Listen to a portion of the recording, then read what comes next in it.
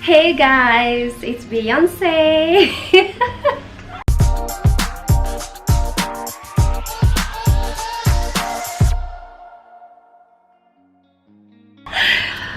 Ooh, hi guys, it's me again, Maureen Waititu.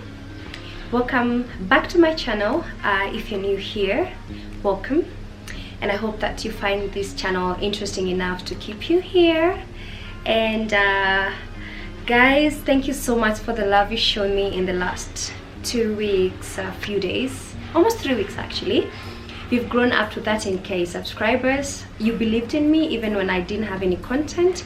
You've been having the most amazing comment section information, and ideally comments. I don't even know what I'm saying. I'm so nervous because I've not done such a vlog before all by myself. It feels very nostalgic because I always did it with someone else, but here I am, all of me. And I'm so happy that you're here, whoever is watching. Anyway, so allow me to get to 8 already. So a lot of you who have subscribed to my channel, who watch my channel, are mostly my followers on Instagram, who I really appreciate. You guys, your messages have been so amazing, encouraging messages and everything. And I will like I said from the beginning, this channel is not just my channel to document what I'm going through, but I feel like I have so much to offer, and I want you guys to guide me on exactly what you want to see on my channel. So this is your channel as well. And so I did a poll on Instagram exactly 24 hours ago, and I asked people, what would you like to see on my channel? And one of the greatest, or rather one of the most repetitive, most requested vlogs was about balancing motherhood and career and everything in between. Now, I'm a mom of 2 boys, and it's really hectic. Motherhood is a 24-hour job. It's very difficult on some, it's easy for others. But if you are a career woman, you know it's either this or that. We live with guilt, we live with not knowing if we're really doing the right thing for our kids, and also there's an aspect of, are we doing enough? Are we spending enough time for our kids, or rather with our kids, as we work to provide for them? So I'll tell you my personal story. So I'm a lawyer by profession, but I do not practice. And I took a sabbatical, which was very deliberate, and this sabbatical was supposed to last me between 3 and 5 years. Why? Because children grow a very strong bond with their mothers if they spend the first 5 years of their lives. So I didn't know I was gonna get another baby, honestly. So when it happened, I was like, oh my, here we go. I'm gonna be a mom of 2. That means subtracting another 2, or rather adding 2 years. So this means my plan to stay at home for 2 to 5 years has increased to 7 years anyway. With me, I have always done other things than practice, or rather not practice law, but being in the legal field, because I've never even practiced. I've gone through the entire education system and all that. And I thought, I'm multi-talented, luckily for me, and I know a lot of moms are not lucky enough to have something on the side that they can do equally as good as what they've learned in university. So I figured, you know what, I think I can grow my talents and everything I do in between, so that I am able to earn an income and I'm able to spend more time with my kids. And so luckily and thankfully enough, I got my social media growing. And you see, I grew my social media with a purpose. I went public for the first time in 2016 after I did a nameless video, Inspire.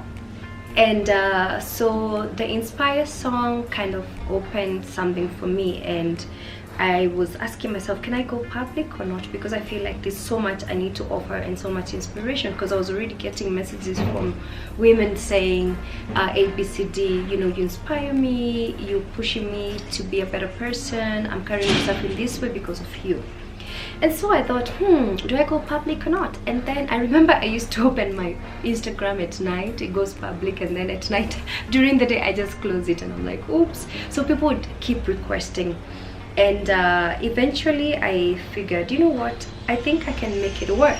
And that's why I first truly came up into the public eye. So I grew from around 8K followers to now literally over 100,000 people. And I figured, if I'm gonna be open about anything, I'm gonna be open for a purpose, and my purpose has always been to inspire and to inform. And as you can see, like, you know, my page is all about inspiration, it's all about information. And luckily enough, I've been making a living out of it one way or the other, although I haven't really tasted the true fruits of influencing. This has just been me being the hustler. I've done so much, so much, but I almost feel like I can't keep up. But well, it's better than being in an office, because I tried to work in an office. I went back to the office end of 2017, found out I was expecting baby Kai. I gave birth to him, went back to work, worked for 3 months, and I was like, I cannot handle this life, man. I cannot handle this life. I quit. So far the best decision I've made is to quit. But now it didn't mean that if when I quit my 8 to 5 I didn't have to work. In fact, it threw me at the deep end. I quit December last year. I quit in debt. I quit in a place of, I don't know what's gonna happen next. In fact, I remember panicking and starting to look for jobs. I'm like, oh my god, I need to look for a job. The whole of December was like really crazy, and there was so much that was happening. And unfortunately, a mother's life revolves around constant worry from morning to evening. Like, am I able to provide ABCD for my kids? Am I able to do that? There's so much. And then moms are expected to work equally as men do. And by the way, I'm sure a lot of moms will agree with me. Your child is your child. Even if there's a man in your life, you are the parent, because men are made different as us women, because we are naturally naturals. And when your child, when you're at home with your child, it's not the same as a guy. A guy can just lay down there and do his thing, but you're there like, oh my god, this is my baby, this is my baby, that. They won't even let you rest. Sometimes I come home and I'm in the bedroom and I'm like, oh my god, where can I hide? Sometimes I actually come home and I just sit in the car for even up to an hour if I want to do anything. I even work sometimes from the car, because I work from home other than the work I'm doing on the outside. Anyway, so tips on balancing motherhood and career. Number one, especially for first-time moms, pay attention. It's so easy to be a helicopter mom, hovering, like you're just there like, is my baby this, is my baby that. Like, there is so much worry with a child, and you need to let go. You need to realize that our generation, the people who are moms today, I think the only thing our moms did was feed us every now and again. You disappear the whole day, you come back, and then your parents you know, maybe punish you once in a while. The kids are gonna be fine. Only that I need to acknowledge that we live in a millennial age. We live in the 21st century. We live in apartments. We live in very unsafe times. But let go. Let other people take care of your child. People you can trust, of course, from the word go. From the minute you bring that baby home, sit there and like let either your hubby or whoever is in your support system take care of that child, so that when you're going back to work, there isn't like that extreme attachment. Although attachment is very important, please guys, don't misquote me. I'm just saying, sometimes if you need to sleep, sleep. Sometimes if you need someone to just watch your kid for an hour or two, please let them do it. Go and have your you time, because if your pot is not full, you will have nothing to fill up other people's cups. You hear me?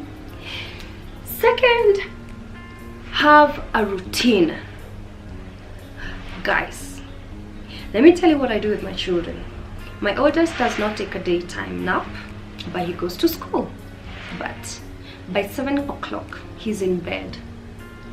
By 7 a.m. he's in bed. By 7 a.m. he's up and about. My youngest, I started sleep training him since literally he was a newborn. So what I did was, as soon as I brought the baby home, I figured I'm gonna put activities that are relaxing towards bedtime. So I would have the whole day with him, but then it's around 5 p.m. we start winding down. The house becomes darker, quieter, and warm and more relaxed. Yeah, so we draw the curtains. I gave birth to Kai in June, so it was very, very cold, and I would blast the heater. Yeah, I didn't care about the extra coins for the steamer people, and I literally blew the heat on. By the way, let me mention this. Yeah, when I got baby Kai, I had a day bag. I didn't even have a live-in nanny. Like, it was that bad. So in the evening it was me and him. Then Flea was a calm baby. So anyway, so in the evening I would start winding down, and at 7 p.m. I would wash him. And then after washing him, I'd let him relax kidogo, and then at 9 I feed him, and then I put him down. My baby would sleep sometime between 9 and maybe around 1 a.m. and then he would wake up for a feed. This is a newborn, I'm talking of days old, weeks old. And then with time, the night sleep started getting longer. He realized, whoa, at night we sleep. But then I really got him to put himself to sleep at around 6-8 months. So what I would do is I would continue with the same routine, the shower, the feeding, the sleeping, and I would make sure that when he's super sleepy, I would just put him down with a comforting doll, and then when he's really sleepy, he has no choice but to put himself to sleep. So what would happen is, every time he puts himself to sleep, chances of him waking up are so few. Like, slim, very slim, very slim. And with time, by the time he was turning a year old, the boy was actually sleeping through the night. And I'm talking of, he was sleeping through the night. And then of course be flexible with adjusting, because I would put him to bed at 9, then we moved closer to 8. Now he sleeps at 7. So he sleeps at 7 p.m, wakes up the following day at around, he's having sleep regression currently, but so he wakes up at around 5 or 6, but ideally he would wake up at 7 in the morning. And then we would put him back to his nap at 11, and then he wakes up at 1:32. So that's a 2.5 hour, 3 hour naps. But then again, routine, mama's routine. Cut out the sugar, cut out screen time. My kids don't have screen time. My kids don't use phones at all. So the only thing they'll do is watch cartoon every now and again, and then towards evening I just start winding down. By 7 p.m. my kids are asleep, both of them, and I can put my feet up. If I need to catch up with my girlfriends, I do so, and life becomes easier. Tip number 3, have a monthly routine. If you have relatives who you can trust with your child and they have kids around the same age as your child, make sure you have play dates. What you do is grab that child, pack everything they need, go drop them at your relatives or your friend's house. Personally, my son has a best friend. His name is Liam, or he calls him Linyam. So they go and they spend the whole day together. And then there's something about toddlers spending the whole day together. They pick the good behavior of each other. So I see like Liam is a poor feeder, my son is also a poor feeder, however he feeds better than Liam, so you find Liam eating more. On the other hand, my Liam is a talkative boy, so every time Lexi is over, he talks more. It's amazing. It's just for a day. If you're even comfortable, let him have a sleepover. That one day of replenishing your energy is muy importante, very important. Tip number 4 or 5, yeah, these are the tip, is get as much help as you can. And I mean, on my personal level, I have my day-to-day nanny, and sometimes when I am so tired, guys, like recently I've been on medication that puts me out the whole night. I moved my bed to my house girl's room, and my son sleeps there, like my youngest, because Lexi will sleep like through the night, so my youngest sleeps there. At least she has more milestone than I do, because I have to be up so early in the morning, I have to be fresh, I have to go work, there's so much happening. So delegate with someone you can trust. Have the kids sleep over somewhere, as long as they stick to their routine.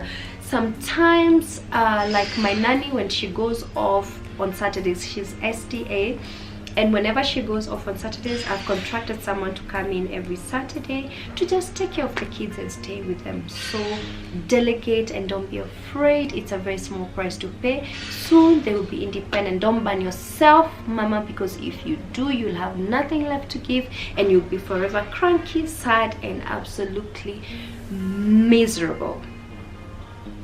The next tip, because I've lost track of the tips, I'm getting all this from my head and from my experience, is to let the kids be. Like sometimes when you're in the house and you know, like moms, our kids will always want to be there, you know, they want to be with you. It's okay, let them be, like you know, just bond with them when you can, when you're at your best.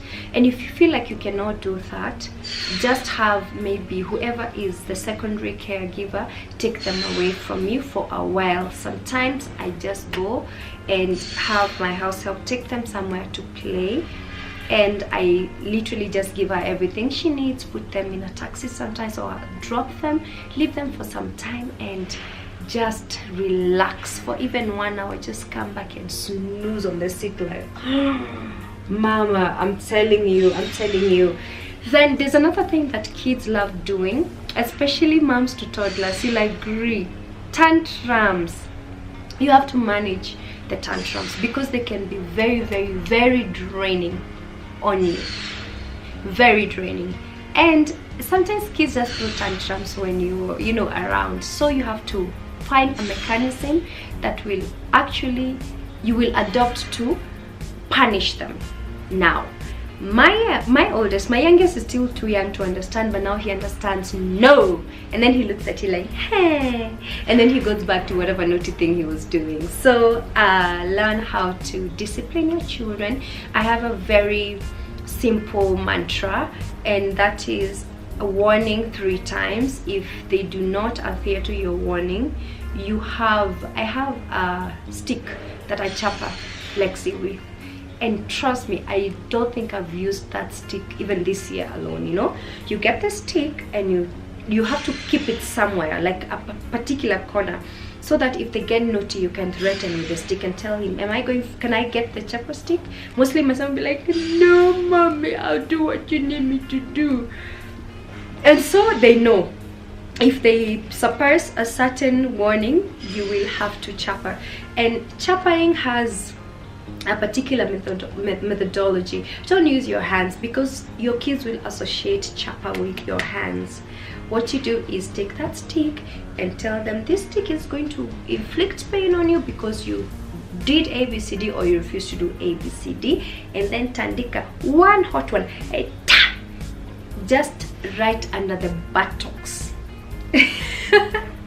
I learned it from someone somewhere, and it's been working like a miracle, although the school that Lexi goes to has highly discouraged us from chapaing. So what we do is naughty corner. Every time they have indiscipline cases, you send them to naughty corner. They go stand there with their hands behind their backs, and you tell them, think about what you've done or apologize or ABCD. Thankfully my oldest actually is so disciplined, and don't be afraid to actually seek as much information as you can, because sometimes we do what our neighbors will do or what our friends are telling us, but trust your gut instinct as a method on how to discipline your child, because sometimes children have just a way of having things done. Like my son, I don't know, he's such a sweet boy. Every time he does something, he'll come and he'll tell me, Mommy, I'm so sorry. And I'm like, oh my God, I cannot beat this boy. He's so sweet. He's so sweet. And finally, how do I balance motherhood and career?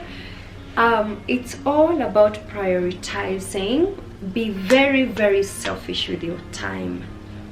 God, if your boss is the kind to actually, and I know I'm crossing a line here because a lot of moms, a lot of women who have children, young children at home and none, will maybe will be lamenting, thinking, oh my God, my boss would never.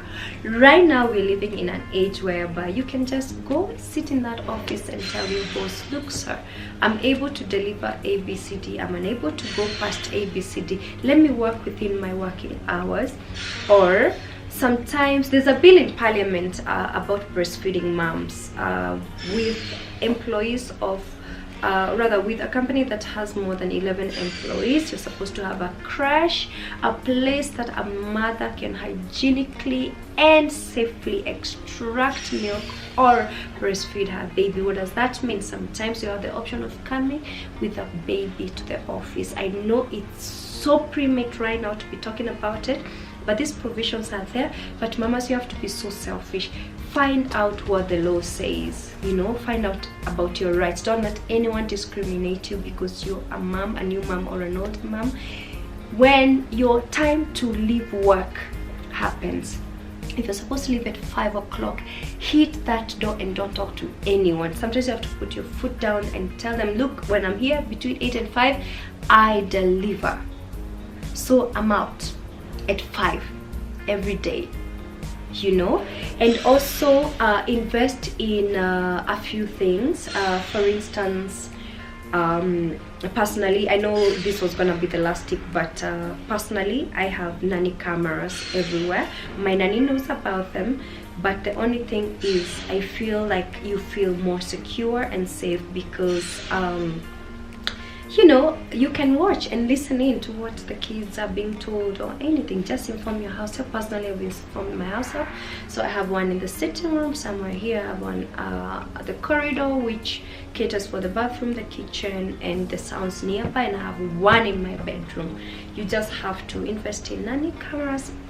Bottom line, invest so that you can be checking in every now and again. The only safest and most reasonable thing you can do is actually tell your nanny, look, there are these cameras here and I'm not putting them to survey on you. The only reason I'm putting them is because I feel I can live in my child's life every day. So yeah, I think I've exhausted my personal ways of how I've been coping with motherhood and my career. But most importantly is that motherhood is a gift. Motherhood is a superpower. No one should lie to you. Motherhood is a freaking superpower, and it should be rewarded, encouraged, and absolutely celebrated.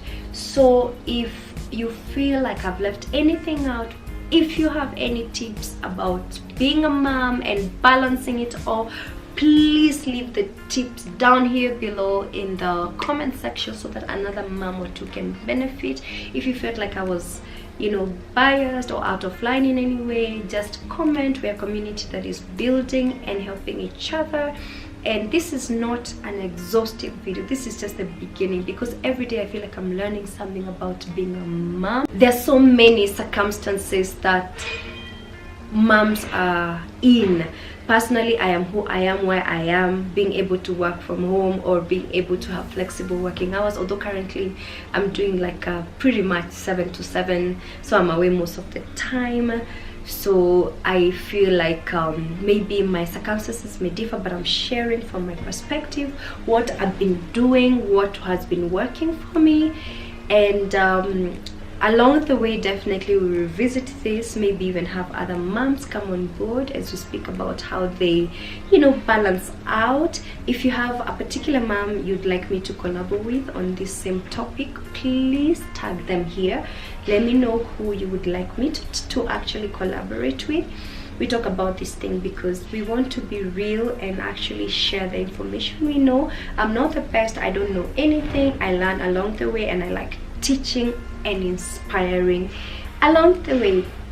So yeah, I hope I've not forgotten anything, but for now, thank you for your time, thank you for keeping it here, thank you for absolutely being super amazing, guys. Thank you for your support so far. Let's move to 15k, and next week part 1, 20k. Let's do this so that we can create a beautiful community. Lord, the blubbering. But hi, Beyonce had to come on board. Do you like my hair, by the way? I know it's so different. I've gotten very experimental lately because I've been that girl with one hairstyle. Over here, I guess comes with growth and wins. Thank you guys, love you so much, and I'll see you next time with another topic, which I will announce just before I release the next video. Mwah. Mwah.